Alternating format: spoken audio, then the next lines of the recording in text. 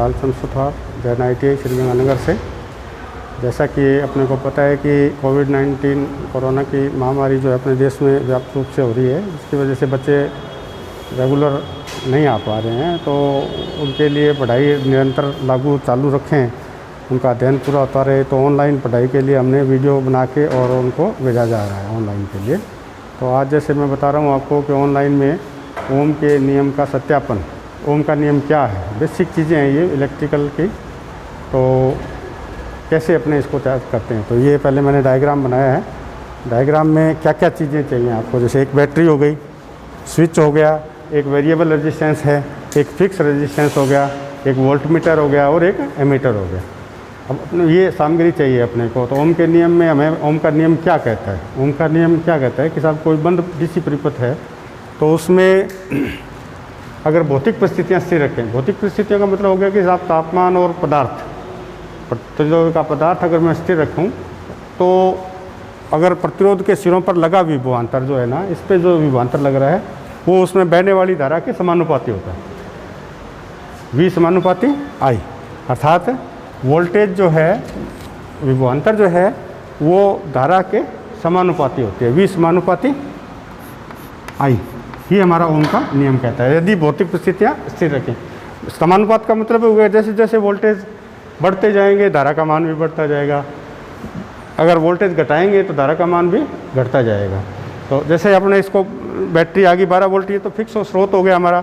इसके बाद में अगर मैं ये रेजिस्टेंस, क्योंकि इसके श्रेणी क्रम में आ गया, तो जैसे ही मैं यहाँ इसको मान को परिवर्तन करूँगा तो इसके सिरों पे वोल्टेज का मान परिवर्तन होता जाएगा, और वोल्टेज का मान परिवर्तन हो जाएगा तो उसी अनुपात में धारा का मान भी परिवर्तन होता जाता है।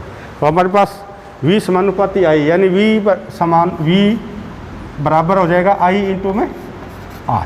I इंटू में R क्या है हमारा, ये रेजिस्टेंस का मान आ जाएगा। तो रेजिस्टेंस इजिकल टू क्या आ जाएगा, जैसे R बराबर V बटा में I।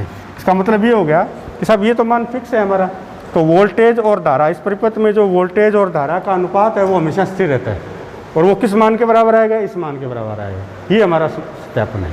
तो जैसे जैसे अगर मैं वोल्टेज दुगनी करता हूँ तो धारा दुगनी हो जाएगी, वोल्टेज आधी करता हूँ तो धारा आधी हो जाएगी। अगर मान लो मेरी 12 वोल्ट है और मैं इस पर सपोज करो पहले मैं V1 10 वोल्ट करता हूँ, और सपोज धारा हमारी I1 हो जाएगी मान लो 2 एम्पियर, तो हमारा R का मान क्या आ जाएगा, V1 बटा में I1, यानी 10 बटा में 2, यानी 5 ओम। ठीक है। इसी तरह से अगर मैं इसको परिवर्तन करके वोल्टेज को मैं आधी कर देता हूँ, आधी करने का मतलब हो गया 5 वोल्ट हो गया, है ना। तो धारा कितनी हो जाएगी इसकी, I2 बराबर हमारे पास आ जाएगी, धारा भी इसकी आधी हो जाएगी, यानी 1 एम्पियर आ जाएगी। इसका मतलब समानुपाती है ना, तो ये आधी होगी तो धारा भी हमारी आधी होगी। इसका मतलब इसमें अनुपात हमारा देखो वही क्या आ जाएगा, R बराबर V2 बटा में I2, यानी 5 बटा में 1, यानी 5। इसका मतलब ये मान हमेशा स्थिर रहता है। ये इसका ओम का नियम है अपने पास। तो इसमें हमारे पास अभी मैं आपको थ्योरेटिकली बता रहा हूँ, फिर कैसे कनेक्शन करने हैं, कैसे अपने इसमें, तो सारा उसके अंदर अपन दिखाएंगे क्या क्या सामान होता है। इसमें कुछ है नहीं हमारी भौतिक परिस्थितियों का मतलब हमारे पास पदार्थ और तापमान, इसका मतलब इसका पदार्थ ये बदलना नहीं चाहिए हमारा, ये बदलेगा तो हमारा ये नियम लागू नहीं करेगा। और तापमान का भी, क्योंकि प्रतिरोध के मान में तापमान का परिवर्तन होता रहता है। तो जैसे मैंने यहाँ मान लो यहाँ अपने करते हैं और कहीं दूसरी जगह 0 डिग्री सेंटीग्रेड पे, आज जैसे अपने 30 या 35 डिग्री टेम्परेचर है तो इसमें करवा रहे हैं, और जाके 0 डिग्री पे करेंगे तो फिर ये नियम हमारा ऐसा लागू नहीं करेगा। तो ये हमारे स्थिर रहना चाहिए। तो भौतिक परिस्थितियाँ स्थिर रहें तो प्रतिरोध के सिरों पे लगा विभवांतर उसमें से प्रवाहित होने वाली धारा के समानुपाती होता है, सिर्फ सीधा आपने कह सकते हैं। यही ओम का नियम है। अब इसको आगे वेरीफाई करें तो V बराबर अगर समानुपात का निशान हटाते हैं तो I इंटू में R, R हमारा क्या हो जाता है, कांस्टेंट है, स्थिरांक आ जाता है। तो R बराबर निकालेंगे तो क्या आ जाएगा, V बटा में I। इसका मतलब दूसरा नियम आपने मैं भी कह सकता हूँ कि साहब किसी बंद DC परिपथ में वोल्टेज और धारा का अनुपात हमेशा स्थिर रहता है। ठीक है।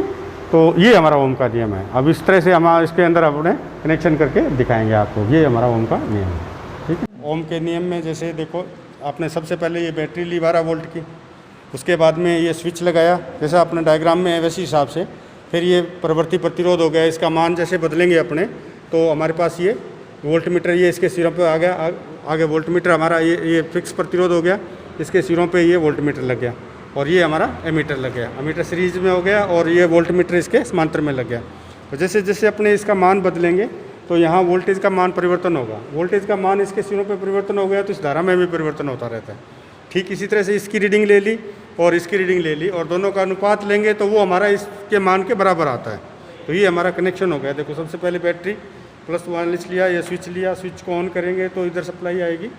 ये रजिस्टेंस हमारा प्रवर्ती प्रतिरोध है, इसको बदलेंगे, अपने चेंज करेंगे। इस तरह से चेंज करते हैं तो इसके मान में परिवर्तन होगा। यहाँ वोल्टेज का मान परिवर्तन होगा तो इसमें धारा का मान भी परिवर्तन होता है। तो दोनों रीडिंग अपने लेते जाते हैं, वोल्टेज और धारा की रीडिंग। पहले अपने 10 वोल्ट ले ली, 12 वोल्ट की बैटरी है तो पहले 12 वोल्ट पे ले ली, फिर 10 वोल्ट पे ले ली, 8 वोल्ट पे ले ली, 6 वोल्ट पे ले ली। तो इस तरह से जिस तरह से अपने वोल्टेज का मान परिवर्तन करते जाएंगे तो इससे ज़्यादा तो हो नहीं सकती, कम कर सकते हैं। क्योंकि सीरीज़ में रेजिस्टेंस है तो सीरीज़ का मान बढ़ाएंगे तो अपने इसके सिरों पे वोल्टेज का मान 12 से कम ही रहेगा। तो पहले रीडिंग 12 वोल्ट की ले ली, फिर 10 वोल्ट की ले ली, फिर 8 वोल्ट की ले ली, 6 वोल्ट की ले ली। इस तरह से 4-5 रीडिंग लेके और अपने इसका मान जो है आर का मान कांस्टेंट आना चाहिए। तो इस प्रकार हमारा ओम के नियम का सत्यापन पूरा होता है। तो इसमें हमारे पास सारे अलग अलग पार्ट्स हो गए। हमारे पास ये बैटरी हो गया, ये स्विच हो गया, ये प्रवर्ती प्रतिरोध हो गया, वोल्ट मीटर हो गया, ये फिक्स प्रतिरोध हो गया और ये एमीटर हो गया। तो इस तरह से जैसे डायग्राम में अपने दिखाया है ठीक उसी तरह से इसके कनेक्शन किए हुए। तो ये रेजिस्टेंस और ये दोनों आपस में सीरीज में हो गए और वोल्ट मीटर हमेशा लोड के समानांतर में होता है और ये एमीटर हमारा लोड के श्रेणी क्रम में होता है। ये ध्यान रखना है अपने को।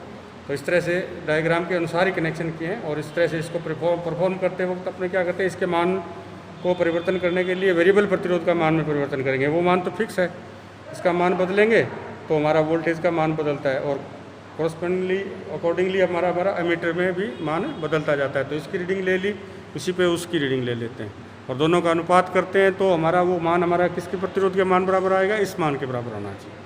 इस तरह के ओम का नियम का सत्यापन पूरा होता है।